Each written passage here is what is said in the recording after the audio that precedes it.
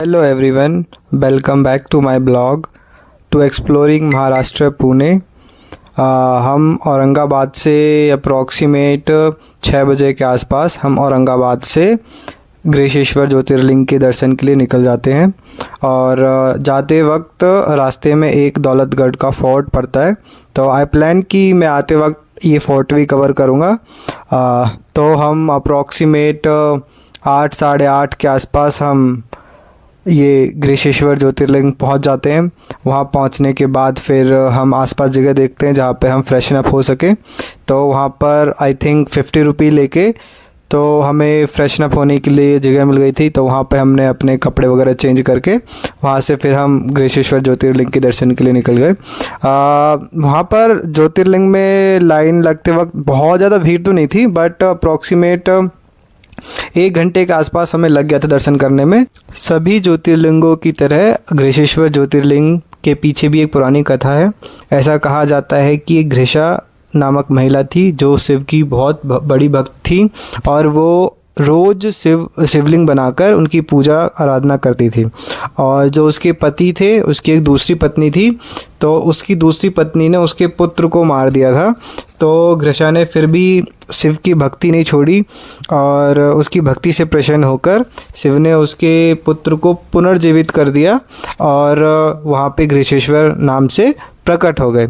ये इस शिवलिंग की पुरानी कथा है। मैं अपने एक्सपीरियंस के हिसाब से आपसे कहूँगा कि आप गृहेश्वर ज्योतिर्लिंग विज़िट करो, क्योंकि एक यह ज्योतिर्लिंग है जिसमें आपको शिव को गले लगाकर दर्शन करने का मौका मिलता है और एक आप डिवाइन कनेक्शन फ़ील करते हो शिव के साथ। तो ये बहुत अच्छा एक्सपीरियंस था मेरा यहाँ पर गृहेश्वर में। गृहेश्वर ज्योतिर्लिंग के दर्शन करने के बाद हमने फिर थोड़ा बहुत मार्केट एक्सप्लोर किया, और उसके बाद फिर हमने वहाँ पर लंच किया, और उसके बाद हमने सोचा कि आसपास की थोड़ी जगह एक्सप्लोर कर लेते हैं। तो फिर हमने एक ऑटो बुक किया जिसका फेयर लाइक अप्रॉक्सीमेट 100 रुपये था पर बंदा। और उसके बाद हमने वहाँ पर विश्वकर्मा टेम्पल, श्री लक्ष्मी विनायक टेम्पल और शिवलायक कुंड और दत्ता टेम्पल, और उसके बाद हमने आसपास एक्सप्लोर किया। उसके बाद हमने प्लान बनाया कि अगर हम इतनी दूर आए गए हैं तो फिर हमें एलोरा केव भी एक्सप्लोर करना चाहिए।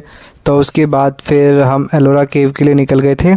तो वो भी जो हमारा पैकेज था उसमें ही इंक्लूड था, उसने हमें वहाँ पे ड्रॉप किया। वहाँ पे फिर हमने थोड़ा बहुत खाना वगैरह खाया, और उसके बाद फिर हम एलोरा केव एक्सप्लोर करने के लिए चले गए। आज के लिए इतना ही। मिलते हैं आपसे नेक्स्ट वीडियो में। अगर आपको यहाँ की फ़ोटोज़ वगैरह देखनी है तो आप मेरा इंस्टाग्राम चेकआउट कर सकते हो। और अगर आपको मेरे ब्लॉग्स पसंद आ रहे हैं तो आप लाइक, कमेंट एंड सब्सक्राइब कर सकते हो, और बने रहिए मेरे साथ। हाँ, मिलते हैं नेक्स्ट ब्लॉग में।